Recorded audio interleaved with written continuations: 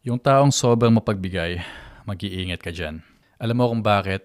Kasi hindi lahat ng pagbibigay tungkol sa sobra nila. Minsan nagbibigay sila kahit sila mismo kulang na.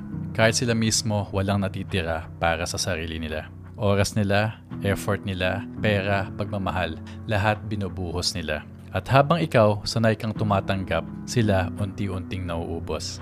Pero ito ang hindi naiintindihan ng karamihan. Ang taong sanay magbigay ng sobra, sila din yung marunong magbawas, marunong mag-cut off.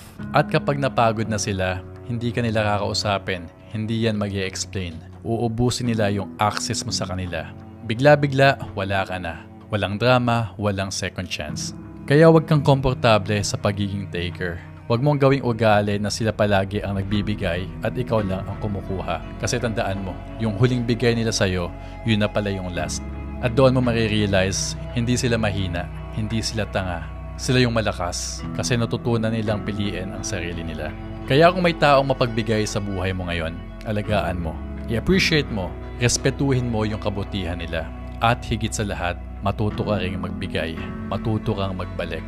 Kasi sa huli, hindi sa dami ng natanggap mo ang sukatan ng relasyon, kundi yung halaga ng naibalik mo.